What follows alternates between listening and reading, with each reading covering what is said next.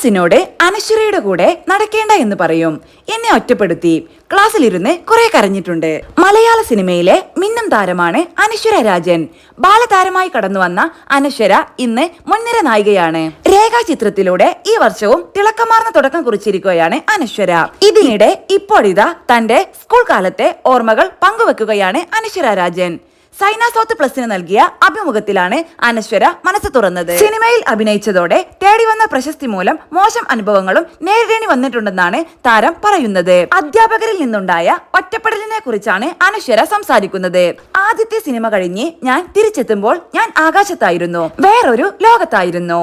ഞാൻ സിനിമാ നടിയാണ് എന്ന മോഡിലായിരുന്നു. 1 മാസം വൈകിയാണ് സ്കൂളിലെത്തിയത്.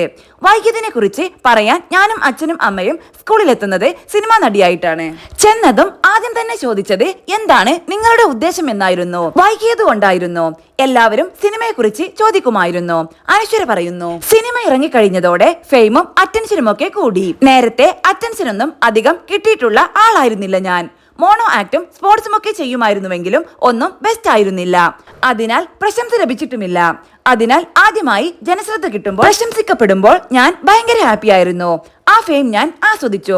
പിന്നീട് അതിന്റെ പാർശ്വഫലവും ഞാൻ അനുഭവിച്ചുവെന്നാണ് താരം പറയുന്നത്. സ്കൂളിൽ മാർക്ക് കുറഞ്ഞാൽ നിന്റെ ജീവിതം സെറ്റിൽഡ് ആയല്ലോ, ഇനി നിനക്ക് പഠിക്കുകയൊന്നും വേണ്ടല്ലോ എന്ന് ടീച്ചർമാർ പറയുമായിരുന്നു. എന്റെ കൂട്ടുകാരുടെ മാതാപിതാക്കളോട് അനശ്വരയുടെ കൂടെ കറങ്ങണ്ട, അവളുടെ ജീവിതം സെറ്റിൽഡ് ആണ്, നിങ്ങളുടെ കുട്ടികളുടെ ഭാവി നോക്കാൻ പറയും. ആറ്റുനോറ്റാണ് എനിക്ക് കൂട്ടുകാരെ കിട്ടുന്നത്. അവരോട് പോയിട്ട് ഇങ്ങനെ പറയും, എന്ത് ചെയ്താലും കുറ്റപ്പെടുത്തുമായിരുന്നുവെന്നും താരം പറയുന്നു. ടീച്ചേഴ്സ് എന്നെ ഒറ്റപ്പെടുത്തിയിട്ടുണ്ട്. അതൊന്നും സഹിക്കാനാകാതെ കുറെ തവണ ക്ലാസ്സിലിരുന്ന് കരഞ്ഞിട്ടുണ്ട്. മാനസികമായി സഹിക്കാൻ പറ്റാത്ത അവസ്ഥയുണ്ടായിട്ടുണ്ട്. സ്കൂൾ മാറണമെന്ന് പറഞ്ഞ് കുറെ സമയം കരഞ്ഞിട്ടുണ്ട്.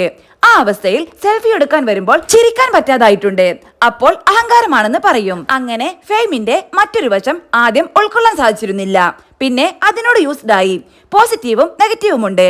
ബാലൻസ് ചെയ്യണമെന്ന് മനസ്സിലായെന്നും അനശ്വര പറയുന്നു.